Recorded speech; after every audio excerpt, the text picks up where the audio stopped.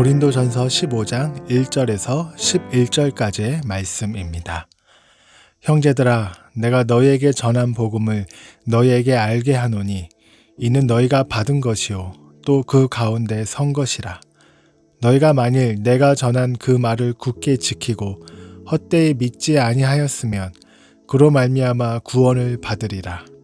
내가 받은 것을 먼저 너희에게 전하였노니 이는 성경대로 그리스도께서 우리 죄를 위하여 죽으시고 장사 지낸 바 되셨다가 성경대로 사흘 만에 다시 살아나사 게바에게 보이시고 후에 12 제자에게와 그 후에 500여 형제에게 일시에 보이셨나니 그 중에 지금까지 대다수는 살아있고 어떤 사람은 잠들었으며 그 후에 야고보에게 보이셨으며 그 후에 모든 사도에게와 맨 나중에 만삭되지 못하여 난 자 같은 내게도 보이셨느니라.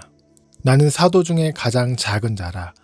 나는 하나님의 교회를 박해하였으므로 사도라 칭함 받기를 감당하지 못할 자니라. 그러나 내가 나된 것은 하나님의 은혜로 된 것이니 내게 주신 그의 은혜가 헛되지 아니하여 내가 모든 사도보다 더 많이 수고하였으나 내가 한 것이 아니요 오직 나와 함께 하신 하나님의 은혜로다. 그러므로 나나 그들이나 이같이 전파함에 너희도 이같이 믿었느니라. 아멘. 고린도전서 15장은 부활장이라고 불립니다. 바울은 부활 이야기를 시작하기 전에 내가 너희에게 전한 복음이라고 먼저 상기시키며 본질로 돌아갑니다. 이미 믿는 교회인데 왜 다시 복음을 말할까요? 그것은 사람은 자꾸 본질에서 벗어나기 때문입니다. 고린도 교회도 시간이 지나면서 복음 중심에서 은사 문제 그리고 자랑, 여러 가지 갈등과 논쟁으로 넘어가면서 교회의 중심이 흐려졌습니다. 그렇기 때문에 교회는 그 어떤 것보다 복음이 중심이 되어야 합니다. 오늘날에도 계속해서 복음으로 돌아가야 되는 것입니다. 무엇이든지 기초가 흔들리면 다 무너집니다. 건물의 화려한 장식도 기초가 없으면 다 무너지듯이 교회의 가장 중요한 기초는 복음인 것입니다. 그리고 그 복음이 가장 본질이며 중요합니다. 먼저 이 복음의 핵심은 예수님의 죽으심과 부활입니다. 3절과 4절에서 그리스도께서 우리 죄를 위하여 죽으시고 다시 살아나셨다.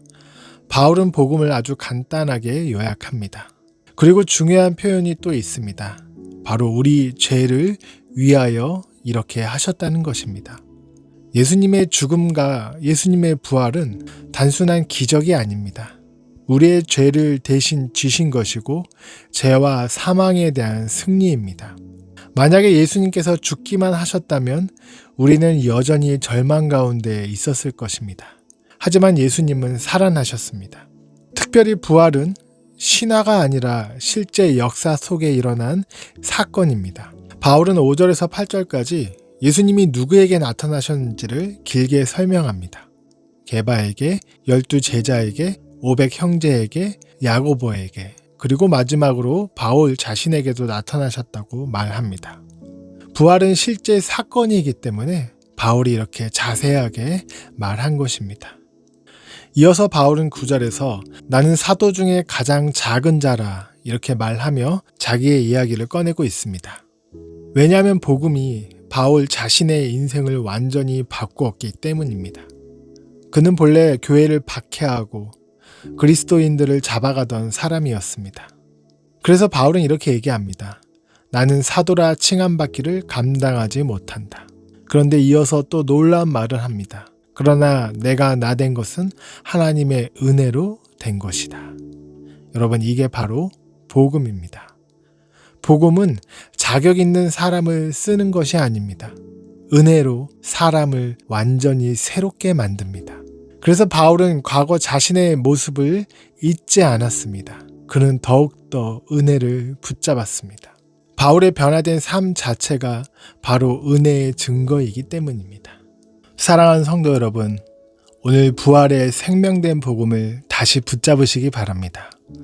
복음의 핵심은 실제 역사 속에 일어난 예수님의 죽으심과 부활입니다.